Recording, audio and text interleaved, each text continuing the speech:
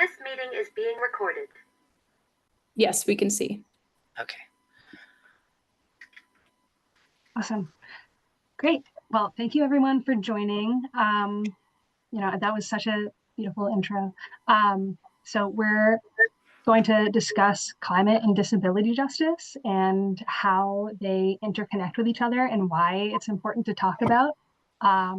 So thank you again for coming. And I'm Izzy Bailey, and Joey LeBlanc is joining us as well. So we already gave introductions, but I thought I'd go a little bit more in depth into, just my background. So again, my name's Izzy Bailey. I use she, they pronouns. I got my educational background is in rehabilitation services. From University of Maine at Farmington, and that focuses mainly on disability justice and sort of through a social work and counseling lens. And so this has been a focus of mine for quite a while. And I've worked in a variety of different roles. I've done a lot of behavioral health work. I've worked with youth and adolescents for a very long time.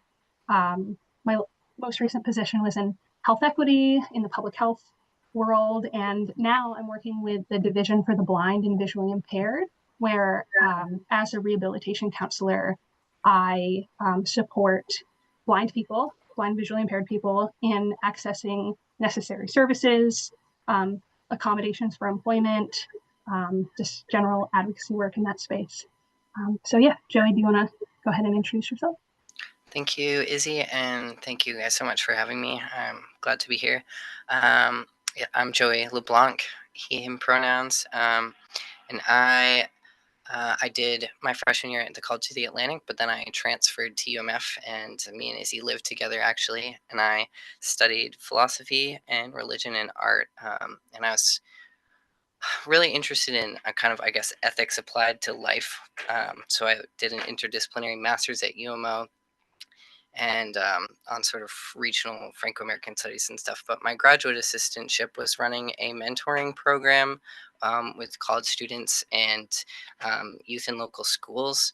And when I had to drop out of my PhD because my health was not very good and I couldn't afford healthcare, I was home for a while, and then I started working part-time at one of those local schools, which is what I do now. I'm an ed tech in a middle school special ed room, and I really like working with young people and sort of directly addressing some of the needs I know our society has in like my own little way. And that is my introduction. Thank you. I wanted to add just a quick addendum, just for the context of this presentation. I forgot to mention, I myself am blind. So a lot of the conversations that we are having are through both like a professional lens and a lived experience lens. But I just wanted to mention that, and I think it's silly that I forgot to say that in the first place. But yeah, I also, moving forward, I just wanted to put some housekeeping items out on the table. So we welcome anyone to share like any access needs. So like if you're not comfortable just like verbalizing them, you can put them in the chat and we can do our best to like meet your needs or get information to you in whatever capacity is best. And I also just wanted to put a note about identity first versus person first language.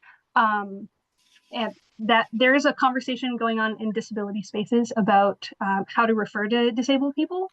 And for a fairly long time, the majority consensus was person first language was the most appropriate and the default. And in a lot of spaces, it still is.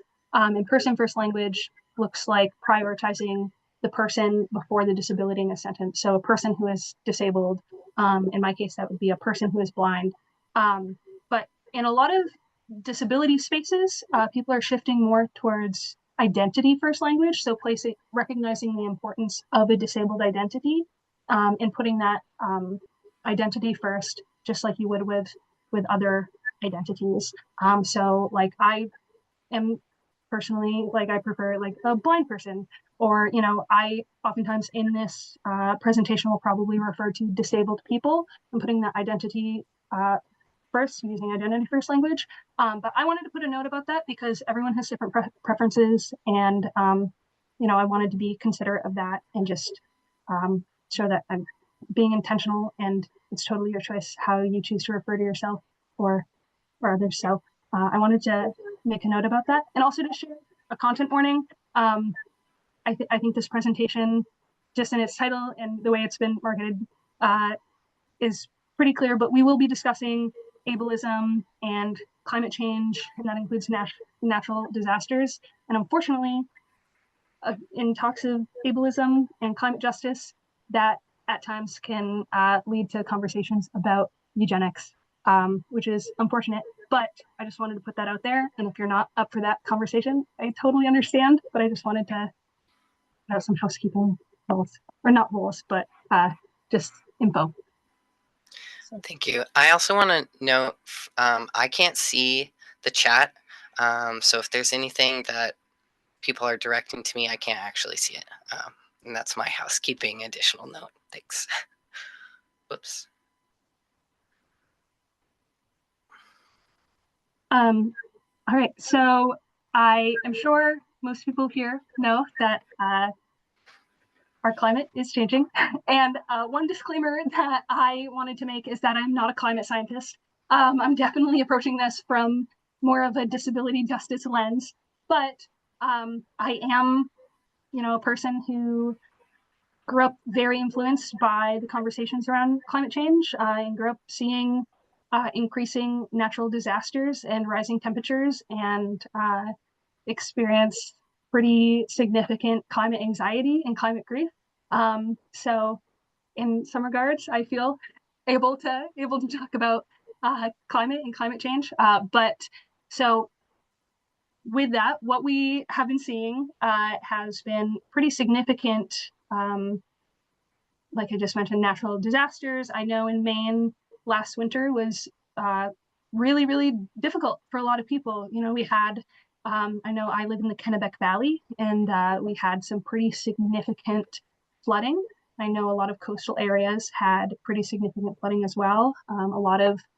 I know I lost power, and there are people in my community who lost power for up to 2 weeks.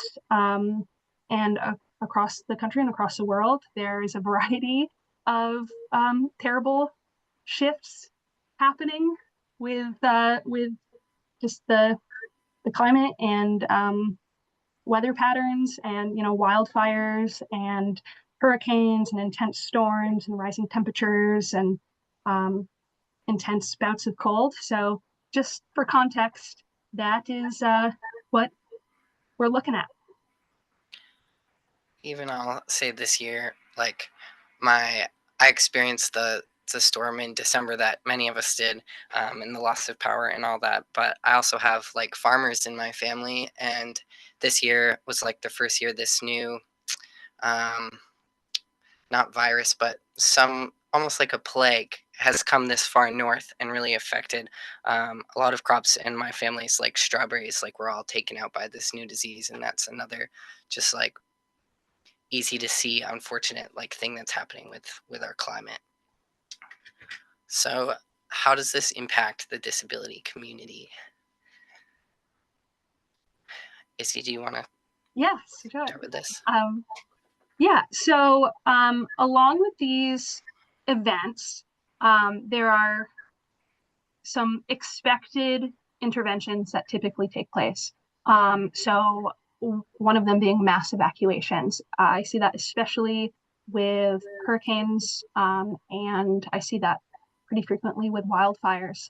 And unfortunately, for a lot of disabled or medically complex individuals, it is very difficult to evacuate. And that's sometimes in the best case scenario. So I know that I don't personally drive. Thankfully, I have a support system who could help organize that for me. But there are people who are dependent on like physically attached to their health equipment, who it's not as simple as packing a bag and leaving their house. There are people who are very medically complex that would not be able to, that would be an undue hardship for them to evacuate. So that I think is something to keep in mind, and oftentimes gets overlooked. And there also, with these changing weather patterns and changing climate, there are more and more frequent public health crises. So whether that is, flooding leading to, unclean water, or exposure to bacteria, unsanitary conditions. A lot of people in the disability community are severely immunocompromised. And so they are more vulnerable to the public health crises that are associated with natural disaster and climate change. I know I also, whenever I lose power, I think of, people who, again, whose health equipment is dependent on power. Obviously, there are individuals who a loss of power is a life or death situation. And, I think even one day of not having power is a life or death situation. And just imagining having to go through that for weeks at a time, which I know, I think of, some of my community members in the last winter, or I know in Texas with the failure of their power grid. I really hate to think of those affected by the loss of power, and what that can mean for people who are medically complex and dependent on power to survive. And then, of course, extreme temperatures. A lot of people who are on specific medications, a lot of people with spinal cord injuries cannot regulate their temperatures, and so extreme temperatures can be very dangerous for a lot of disabled people. Joey, I know you wanted to share as well. Yeah, I guess there's maybe not too much to add beyond like my own personal experiences. Like maybe I'll talk a little bit about that storm last winter, which ended up being lucky almost, because we lost power. We live on a fairly major road, and we still lost power for over 4 days. In the last couple years, the winters have been extra hard with my health, because I am pretty affected by temperature, too hot, too cold. My blood does not flow very well, and I have a lot of different pains that are exacerbated by being in the cold. And I keep having back problems in the winter, so I find it really hard to move around or deal with the issues. And our house also floods. So our house floods, the power is gone. In the winter, generally, some of the people I live with leave, and so I have been left alone a couple years to deal with these sort of big emergencies that are pretty difficult. And it was really lucky that actually it wasn't so cold last winter when all that happened, because I don't know what would have happened if our water really froze or anything like that. I was able to had a couple people that were kind of able to help, and I was able to keep our place going and take care of myself, which was really lucky. But I shudder to think, even in my scenario, if it had been colder. And I have an easier time without power. I don't have as many needs that are tied to power as a lot of people that even just that I know. So these things are going to keep happening more and more, and we really need to figure out ways to like address them in a broad way, and so that I don't know, that people aren't just disproportionately affected so much. Anything else you wanted to say on this slide, Izzy? No, but thank you for sharing that, Joy.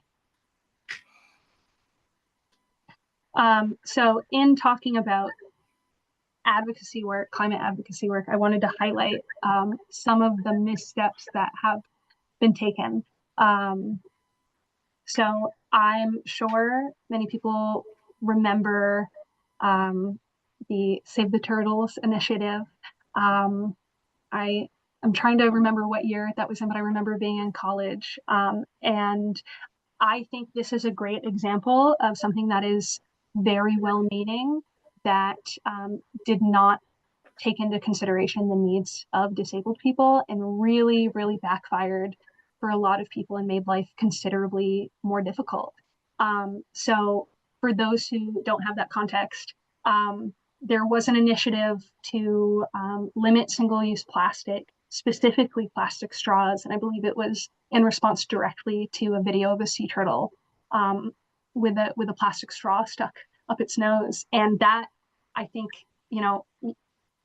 making a personal choice to limit your single-use plastic, I think is great. But unfortunately, with like a lot of things that happen on internet spaces, there was very little room for nuance, and a lot of stigma was created around the use of single-use plastic for disabled people, and so a lot of disability activists and advocates online were sharing that, specifically with plastic straws, there are a lot of people with mobility disabilities who rely on straws in order to independently drink a beverage.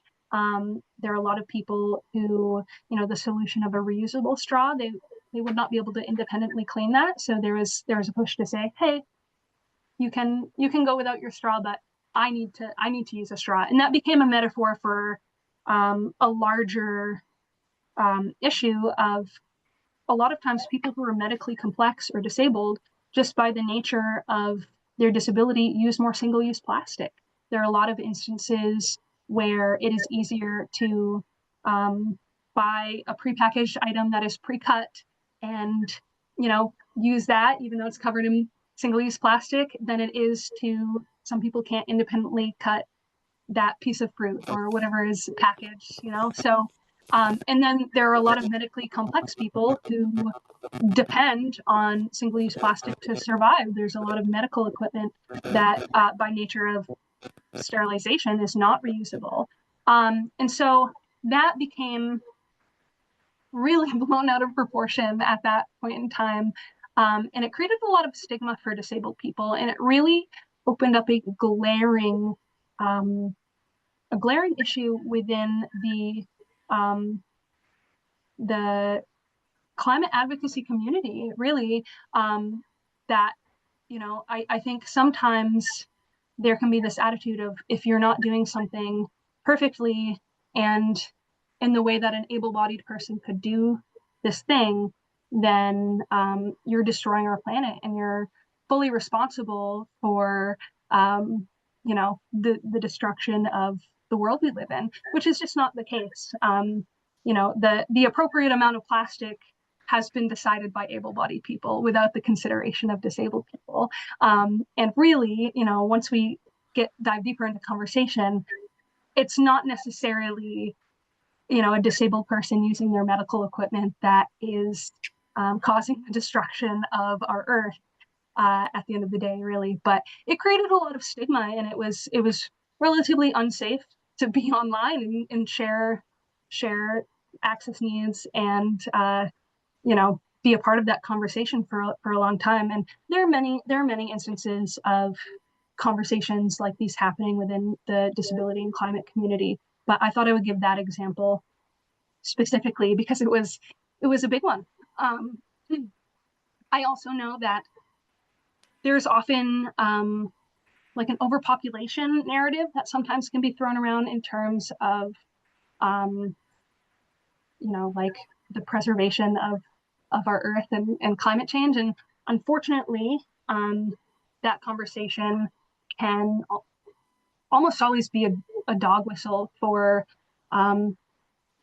ableist beliefs, or even moving towards eugenics, unfortunately. And so just a reminder that those conversations can get very dangerous for disabled people very, very quickly, in keeping that in mind. And then also there's inaccessible activism, and I can speak to like web accessibility. I use a screen reader, I use VoiceOver on my phone, and there are oftentimes media that is not accessible to me, and that's often overlooked. And I know Joey, you have some experiences as well. Yeah, 'cause I've been going to sort of in-person activist things for a long time, but the more the less ability I've had to do things, like the more a lot of this inaccessibility has like stood out to me, obviously. I used to drive. I used to be able to drive myself to stuff. A lot of stuff in the state of Maine is in Augusta, and now I live like an hour and a half from Augusta, and there's like no bus for me to get there. I don't live on a bus line or anything like that. If I even can get there at this point now, it's like a lot of that will be outside or inside, but with no access to seating. If it's outside, you're subject to the weather.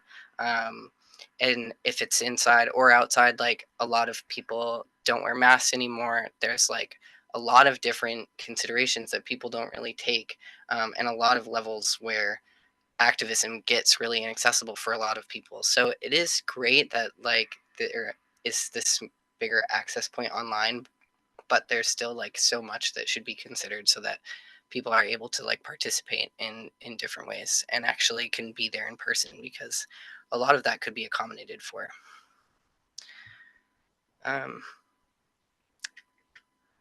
And we could figure that out if we listen to disabled voices.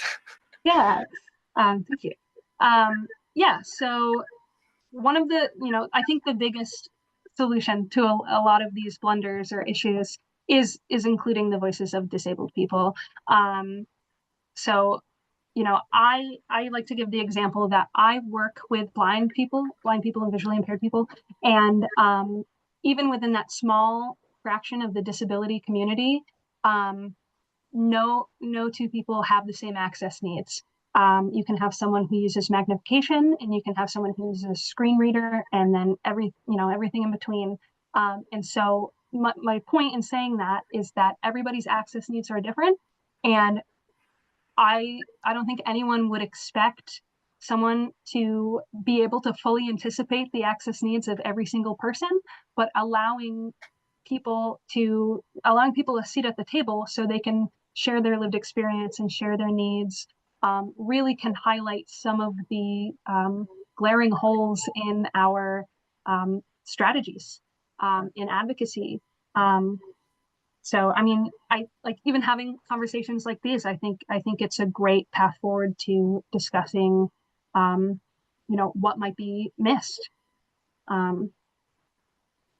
So, and again, it's always important to remember that there are such real life implications of some of these, the lack of awareness or lack of access or difficulties that are like the undue burdens that are placed on disabled people. So accessibility and like disability informed disaster preparedness, I think that could be life-saving. One of my earliest memories of, like viewing this specific issue, it was during Hurricane Katrina. And I was probably in the 5th grade, and I remember seeing a young girl who was a diabetic who was not able to access insulin, and how terrifying. I mean, I still think about it today. It was a 5-minute clip of a news segment that I think about all the time, because I couldn't imagine how terrifying that would be to not have access to life-saving medication and be having to, navigate that in the midst of natural disaster, of that magnitude. And so, yeah, that is all to say that these conversations have very real implications and are they're life or death. And then again, like another importance is the collaboration between disability activists and climate activists, and the uplifting the voices of individuals who are both. I think because of everything mentioned so far, a lot of disability activists are inherently invested in climate activism because it disproportionately affects this community. So that it's just so important to hold space and conversations for the disability community. Yeah, in terms of that and like real world implications, collaboration, these ideas, like I think it's like good to remember, like statistically, honestly, I have some census.gov statistics even from 2023. 24% of people 18 to 64 years old that are considered disabled in the United States live in poverty. You're more likely to live in poverty if you have no high school diploma, if you work part-time or you don't work, if you live in rural areas, if you're not a citizen, if you're under 18, Black, Native, Hispanic, or identify as multiple races. And those are all groups that are can be disproportionately disabled as well. So there's like a lot to think about in terms of just addressing poverty and other systematic things in the United States that are going on. Like something that I think about that I've heard talked about is like when you are being told how to get ready for like a disaster event, they're like, stock away food, shore up your home. What if you already have problems like just putting food on the table? How are you supposed to stock up food? What if you have difficulty getting to the grocery store with, like I do? Like I have a hard time keeping food around sometimes just because of that. Like we don't have the ability to fix up our house. If we could make it not flood, we would. Like these are big, wide problems, but I like the first thing: diverse perspectives lead to comprehensive solutions. Big problems can have big solutions. I don't know, Izzy, if you actually would want to talk here at all about the trees and the sidewalks, because I really like that kind of example. Yeah, I think that is a brilliant example of universal design. I think, and I think a lot of cities are taking up the initiative of just planting more trees along sidewalks, and it's, I think in part a beautification effort, but it also, it keeps things cooler. It allows for people to take rest under shade, and again, all of this is so intricately intertwined, right? I think of anti-homeless architecture, and that one just being cruel is also, people need to rest, people need to sit down. Are we now expected to only walk from point A to point B and not rest our body? Who is that? Who's able to do that? Maybe able-bodied people are, but those aren't the only people who are existing in spaces. So yeah, just to bounce off of what Joey said, a lot of this is so interconnected, and usually, what's the phrase? A rising tide lifts all boats. Yeah. Thank you. Yeah. So how can we do better? I kind of rattled on about things that were not so great that have happened within activism spaces, but I think it's important to foster partnerships and alliances with disability-focused initiatives and organizations. I think I mentioned one later on, but there's a disability-informed disaster strategy initiative that is working to mitigate some of the issues that I've talked about earlier through a disability justice lens. And again, no one organization, no one person, no one activist is responsible for knowing everything, but through collaboration, you can target more people. And the next point, I may show my bias a little bit, but I put it in all caps, but accessibility in media. I am so pleased that a lot of advocacy work has moved onto online spaces, because that inherently in a lot of ways is more accessible for more people. But it kind of stops short when it's not accessible through like web accessibility. So, ensuring that you're using image descriptions or captions or alt text, so people who use screen readers can use them, ensuring, that like you're adhering to best practices when it comes to like text contrast and size, and just making sure that everyone, because the point of a lot of advocacy work is to get a message across to as many people as possible. And so finding the tools in order to do that, knowing best practices in terms of web accessibility is very helpful in that endeavor. And then, like we mentioned before, ensuring inclusivity in event planning. What does that look like? And I know, Joey, you highlighted some of this earlier. I didn't know if you wanted to mention some of that. I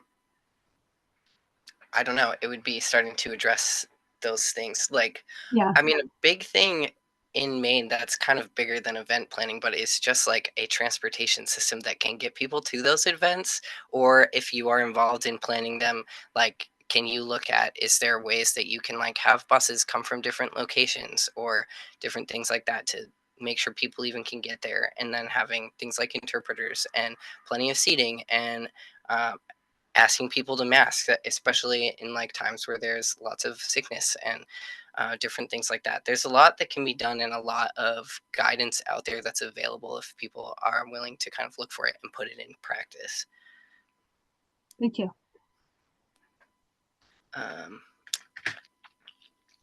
And some of that you can find from these people. Yeah, so I just wanted to include some creators to follow just because, a lot of what shaped my own perspective on disability justice, besides my own lived experiences, are just cool people on the internet who are saying really radical things. And so probably my all-time favorite disability justice creator is Imani Barbarin.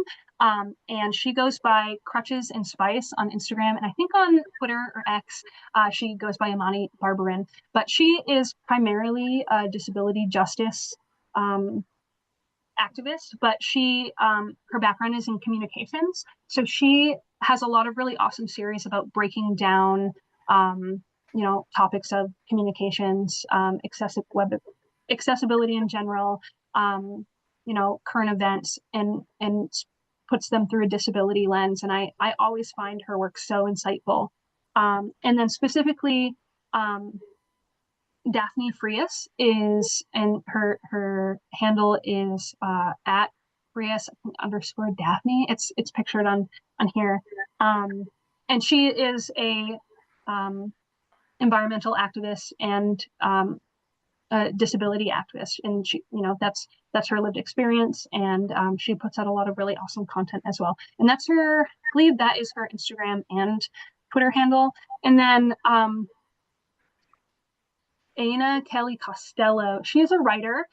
She's not super active really on any social media platform, but she, if you are able to Google her work, she's really incredible. She writes a lot on disability justice and climate change, and she's just so insightful.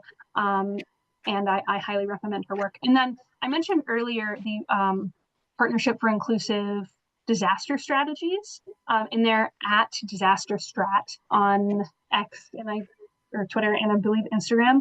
But they do a lot of really awesome work in terms of, as mentioned, disaster strategies, and making sure that they're including everybody and ensuring safety for all people. So yeah, there are some voices that I highly recommend. Thank you so much. Yes, thank you for having us. I really, really enjoyed the opportunity to come and talk about this. And if you have any, I'm going to open the floor for questions, but if you have any thoughts or questions after the fact, my email is dearizzybailey@gmail.com. So feel free to send me an email. But yeah, I wanted to open it up for discussion and questions. But thank you for sitting through our conversation. Yeah, thank you. It was a pleasure to be here and chat. Thank you both so much. We will send a follow-up email with resources and the recording and contact information for folks if they want to reach out. I'm going to stop the recording.